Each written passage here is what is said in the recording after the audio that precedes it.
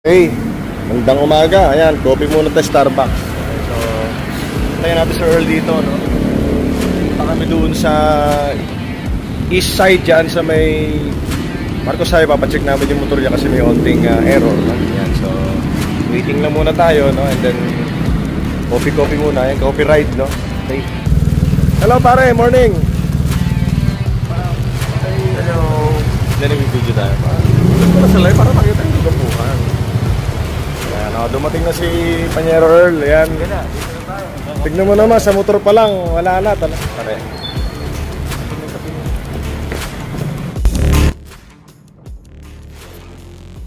Ayan, okay. Punta kami na ngayon ng East Side Motors yan sa Marcos Highway sa likod ng Shakey's. At papaska namin na mga motor dahil may onting error yun sa akin at yung kay Earl meron ding onting fault. So madali lang naman yan at importante yan kasi para mawala yung mga diferensya at para maging safe tayo sa biyahe, hindi tayo magkaroon ng aberya.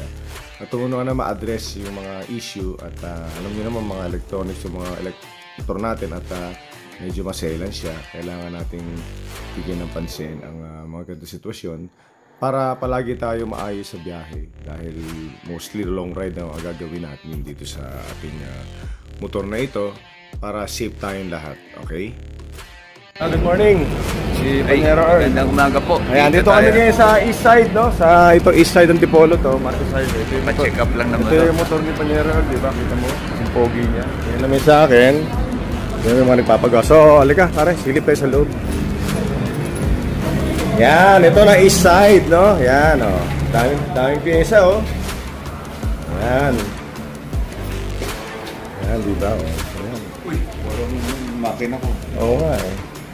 Saan na ba siya ate? Para silipin natin sa loob. Dito pa. Ito pala eh. Yan ang east side. Oh. Hi kuya, morning. Classic. Honda. Pare, maganda rin itong ano. Yung 1290 pare. Okay yan.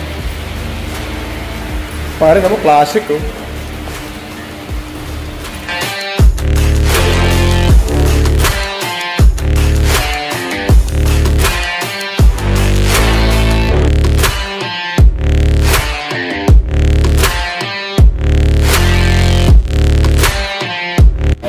Pala sila, di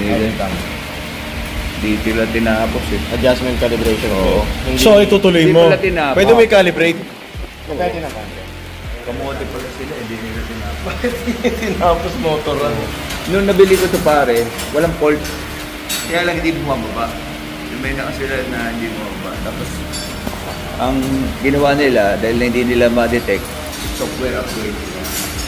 Software upgrade, nakita nga yun. Sabi ka, calibrate ka. Okay, so after nung kay Panyero Earl, sa akin naman i-scan natin kung ano error. Yan. Knock sensor 2 defective. Ano yung knock sensor 2 na yan? Sa engine yun, sa engine sensor. Okay. ABS 2 canvas engine. Daming fault. Canvas, electrical. So ma-delete mo yung mga yan? Dami! Fault lahat yan? Oh, may gulay. Ano pala ako ticking time bomb? Hindi naman. Hindi naman. Mga ano lang yan, minor. Mga minor error lang. Huwag lang major. Nabura lahat to. 0-0 na. Okay, nabura lahat. Pwede bang i-upgrade? Wala siyang upgrade? Wala. Sa ganitong modelo, walang upgrade. Mga bago. Okay, tapos na kayo magpa-service dito sa East Side Antipolo. Sir, dito ka sir. East Side Motors. East Side Motors. Marcos Highway, no? Likod na Shakey's. Ayan, that's kuya. Ating mga Okay dito, the best. Si Bossing. So, mga naka-big bike dyan, pati rin maliliit. Punta na, dito na kayo pa-service, panalo rito. Super ganda ng servisyo. Okay, bye-bye! Okay, after nating mascan yung mga motor sa East Side Motors, diretso naman tayo ngayon sa Tanay, no? Punta tayo sa Tanay Highlands, no? Itong restaurant dito na medyo sikat siya at maganda, overlooking, no? Kita natin yung buong Rizal, kita yung mga windmill dyan sa Bugarin, no? So, biyahe tayo, safe palagi. Sa Kaway dyan. Yun, no? Dito tayo sa Tanay Highlands sa may ano to? Tanay na nga, Tanay. So mataas dito. Ayan. Medyo Medyo sos. after Marilaki. No? Actually, Marilaki na to. Pag diniretso mo, punta tayo ng Quezon. So, medyo social kami ngayon. Ayan, hindi na kami mga geologs. Ayan, ito, magandang entrance, ha?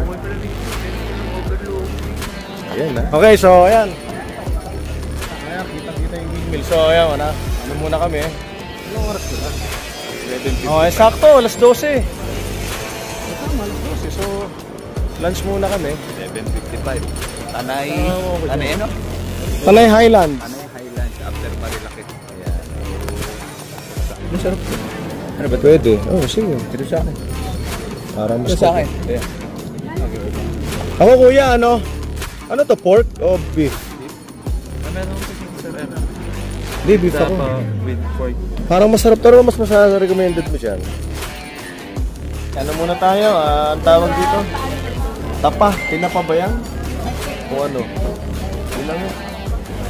Bangus. Okay, so tapos na kaming tanghalian. So baba na kami ulit. Dito na baba namin sa dati sa may pupunta po dito. Yan, ride safe lang ha. So siyempre sa likod daw kasi ako mabagal eh. Si Panyeroon mabilis. Ako mabilis din, mabilis ang bagal ko. So basically short ride lang naman to. From bahay kay Hintatu at Tanay, then balik na kami ng kanya-kanyang bahay, no? Pero the best talaga rito, swabe pa rin talaga ang biyahe. Walang madalian, walang relax, super relax lang tayo para safe tayo. Okay, paano muna kami ni Panyeroon? Gas muna at puro twisty, wala nang gasolina. Ang motor ko. Kailan na yan, te? Layo pa? 500 na? Okay na ba ito, sir? Teka lang ha. Pare, nice ride. Nasa ano tayo? Ano ba ito? Buso-buso Shell, ano? So, yan. Parang Earl. After this kasi, wala na eh. Diretsuhan na to. Uwian na to. So, wala mo na. Ayan. Yan ang aming mga bike. Yan. Okay na rin ride namin ngayon. Anong oras na ba? 1:30. Sa bahay tayo ng mga 2:30. Chill ride lang. Chill ride lang. Pare, see you. Ingat, pare, ingat.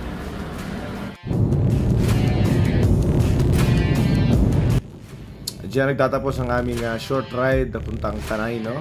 At siyempre, bakasyon, holidays, so onting relaxation at sabak na naman tayo sa buhay, sa hamon ng buhay bukas, no? At balik na naman sa trabaho at marami na naman tatapusing mga pending na trabaho, no? At siyempre, kailangan natin mag-safe sa kalye, no? Sa lahat at enjoy lang ang ating mga weekends para naman tayo ay ma-relax at magkaroon ng oras sa ating sarili. Thank you!